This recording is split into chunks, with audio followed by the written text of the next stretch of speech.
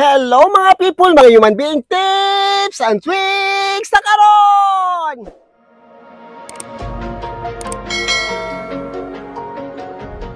Sa tingin ninyo, anong dapat gawin dito? Diba, kulot ang buhok ni ma'am. At saka yung kulay niya, tingnan niyo yung kulay niya, diba, parang hindi nagpantay. Dito nag-black, dito may kulay. Hindi nag-even ang kulay nang dahil sa pag-mix sa color. Kung minsan din si ma'am, punta doon sa salon. Kung minsan naman siya naman mag-DIY, do it yourself.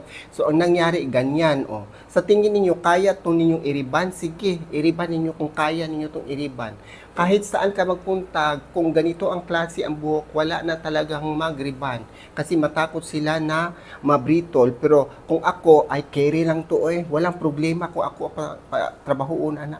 Kahit anong kulot na buhok, pwede. Kahit patay na buhok, pwede pa rin. Basta depende sa pagtrabaho at pag-analyze ng buhok. Bago mag-riban ng buhok, lalo na pag bundastic, balawan muna. Mag-shampoo muna bago lagyan ng kowas. Bago mag-riban, lagyan bundastic kowas. Instead of porosity balancer, ito na ang treatment niya bago siya mag-riban. So, ganun talaga ang mga procedure sa mag-riban ng buhok. Katulad dito ni ma'am, di ba? Kahit saan-saan doon siya nagpunta, buti na lang hindi patay yung buhok niya, pero sa hindi siya patay, buhay pa rin. Plastic rebanding number 2 para sa mga damage ng buhok, yung mga medyo nasira na yung buhok, para mabantayan mo ang buhok kung paano lagyan ng gamot. Kasi si number 2 is mild na gamot. Hindi pwedeng number 1 or 0 para mag-brittle yung mga buhok. So, dapat mag-analyze ka ng buhok, alam mo kung paano gawin. Ang ginawa ko ngayon is naglagay ng bondastic na rebanding, yung number 2 si So. Ganito yan mag-riban, lalo na ganito ang klaseng buhok ni ma'am.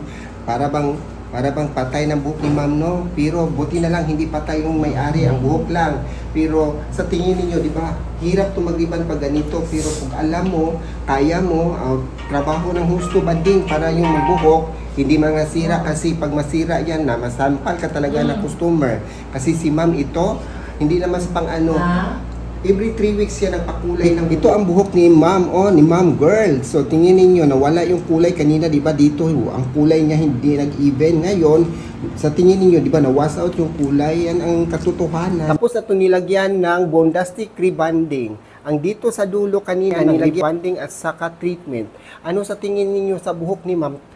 Di ba, nilagyan to ng gamot na bondastic rebanding. Ano sa tingin niyo, nasira ba o hindi, di ba? Pero parang siyang tumigas. Bakit tumigas yan? Nang dahil sa mga kulay na patong-patong kahit saan-saan, kahit anong brand ang kulay, ganun ang mangyari, di ba? So, ganun ang gawin sa mga buhok. Pero hindi siya magpariban kahit saan-saan, sulok ng mundo. Kasi nasubukan na niya noon na nasira yung buhok niya, nagbrittle, para bang mga rami na. Kaunti na lang, kainin na lang. Dahil sa narami na ang buhok, ayan, tingnan ninyo.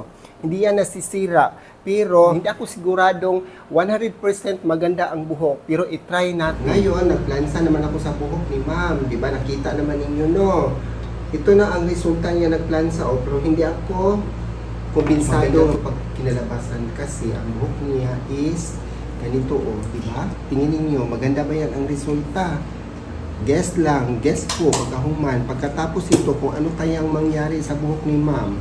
Galing pa to siya sa Saudi Africa. To si Bondastic Serum, ito naman ang Fixer Cream Neutralizer sa Bondastic. Hinahalos lang dalawa dito, hindi nakita kanina, pero nandyan silang dalawa. Ngayon, dito naman tayo sa buhok ni Madam. Ito, di ba, nilagyan ng neutralizer. Pag ang buhok dry or super damage, yan, marami kang malagay na maramihan mo nang apply ng neutralizer para hindi siya buhaghag at saka maganda ang resulta. Pero kahit sabihin ko mang maganda ang resulta, hindi ako sigurado, yun lang. Ito yung Igora Cool, ang Igora Royal, pero Igora Cool na kasi ngayon. Yung number nila is 6-23, bagong number sa mga Igora Cool. Ngayon, ito ang ginawa ko, nagtimbang naman ulit ng color sa buhok para sa mga puti. Kasi si ma'am, ang daming puti ng buhok. Hindi pwedeng hindi kabiran yung mga buhok niya. Kasi pag hindi mo kabiran, ganun pa rin. So niriban siya ng Bundastick. Ang ginawa ko ngayon is nag-apply ng kulay sa buhok yung pinakita ko. Kasi ang buhok ni ma'am, marami itong puti. Halos lahat buhok puti. Yan ang nakastress sa kanya at yan din ang naka-shootay sa kanyang buhok. Yung nakapatay sa buhok niya ng dahil sa kahit saan siya nagpa-color ng buhok. Minsan, nag-DIY. Yan ang buhok, di ba? Nag-technicolor. Ano ba yung technicolor? Patsing-patsing yung kulay niya. Kasi, dahil sa puti, hindi ka mapalagay pag yung mga puti ay lumabas na. People, mga human being, ayan ang buhok ni ma'am. Kanina, nakita ninyo ang buhok niya, di ba? Ang buhok niya kanina is super kulot. Yung mga kulay niya hindi pa rin nagpantay, ganun pa rin. Nag-cover ako ng white hair, ayan ang buhok niya, di ba? Wala ng puti. Kinabiran ng white hair pero hindi pa rin nagpantay kasi mahirap magpantay ng buhok. Katulad dito, naka-dark pero okay lang. Dito magpariban kahit saan-saan. Kahit sa ang sulok siya ng bundok, galing siya sa Saudi Africa, di ba? O sa Pagadian 3rd floor, or asa na tukuran sa Bunga del Sur, ganito pa rin ang buhok ni ma'am, o di ba? Super ganda na. Nang dahil sa Bundastick, yan ang nangyari sa buhok ni ma'am. O ganda na, di ba? Kanina, hindi kayo maniwala na maayos kong buhok niya. Dalawang business na to pinaayos ang buhok ni ma'am, pero ganun pa rin ang resulta. Nakita ninyo, gwapa na no. Akala ninyo hindi mariskyo yan, basta ako ang magawa. Iligo, pwede ito iligo bukas, walang problema yung maligo, walang connection na maligo. Dapat maligo para mawala yung mga gamot. And sa lahat na nanonood yan sa aking YouTube channel, Miss Human Being, don't forget to subscribe, like, comment below, and thank you for watching. And again, don't forget to subscribe, Miss Human Being. Bye!